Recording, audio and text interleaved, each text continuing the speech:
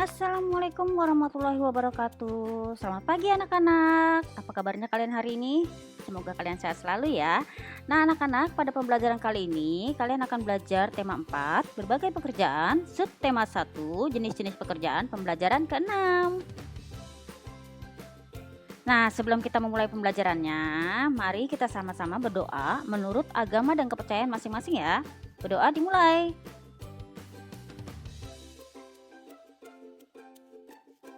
Berdoa selesai. Pembelajaran kali ini kalian akan belajar tentang kompetensi dasar. Yang pertama yaitu muatan bahasa Indonesia KD 3.5, menguraikan pendapat pribadi tentang isi buku sastra, cerita, dongeng, dan sebagainya. Dan muatan PPKN KD 3.1, memahami makna hubungan simbol dengan sila-sila Pancasila. Nah, pada pembelajaran sebelumnya, kamu telah belajar tentang memberikan pendapat terhadap perilaku tokoh dari cerita yang telah dibaca. Nah, kemarin kalian telah membaca tentang cerita tentang tokoh idola ya, yang tokohnya itu Gugut dan Ida. Nah, sekarang ya kita akan belajar tentang memberi pendapat tentang inti dari cerita. Nah, seperti yang telah dijelaskan sebelumnya, salah satu langkah mengulas isi buku adalah dengan menentukan inti dari cerita yang terdapat di dalam buku sastra. Nah, selain tokoh, untuk dapat menentukan inti cerita, kita juga harus mengetahui tentang jalan atau alur dalam cerita tersebut. Nah, di dalam sebuah cerita biasanya terdapat suatu permasalahan yang membuat cerita lebih berwarna yang disebut konflik. Kita dapat memberikan pendapat mengenai konflik yang terdapat dalam cerita dengan cara sebagai berikut. Yang pertama, bacalah cerita dengan cermat termasuk dialog yang terjadi antar tokoh. Yang kedua, carilah suatu paragraf yang memuat sebuah masalah, pertentangan atau perdebatan. Lalu, carilah penyebab awal munculnya permasalahan atau konflik di dalam cerita tersebut. Dan carilah juga bagaimana permasalahan dalam cerita tersebut diselesaikan. Jika sudah mengetahui serta dapat memberikan pendapat terhadap perilaku tokoh dan konflik yang terdapat dalam cerita, barulah kita dapat menentukan inti dari cerita tersebut. Nah, sekarang kalian bacalah kembali teks tentang pemimpin idola, pemimpin yang jujur ya. Minggu lalu kalian sudah belajar tentang teks ini, jadi sekarang kalian membacanya kembali tentang pemimpin idola dan pemimpin yang jujur yang terdapat dalam pembelajaran 4 kalian baca di dalam hati. Nah, karena baca di dalam hati berarti kalian membacanya tanpa suara ya. Ya, bacanya dimulai.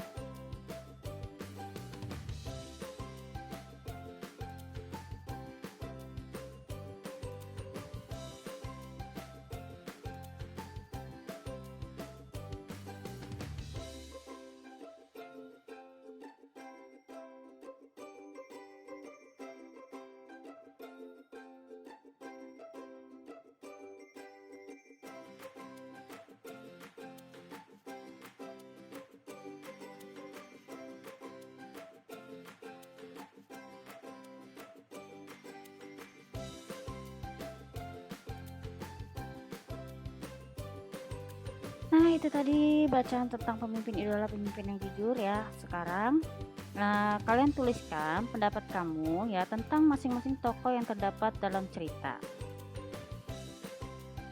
Nah, Ida anak yang cerdas, sederhana dan jujur, sehingga dia patut dijadikan teladan di sekolah. Sedangkan Gugut, anak yang malas belajar dan tidak jujur ketika ulangan. Nah, sikap Gugut pada cerita di atas itu tidak perlu ditiru ya.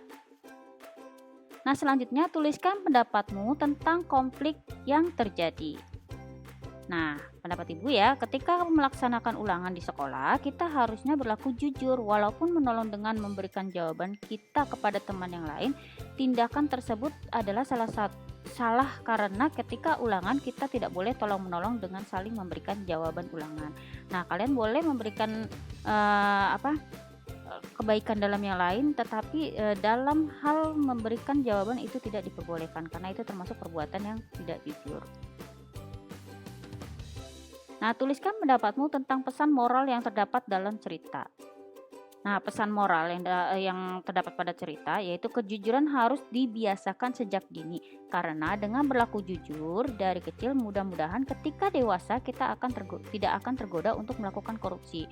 Nah, ketika ketidakjujuran akan merugikan diri sendiri dan orang lain.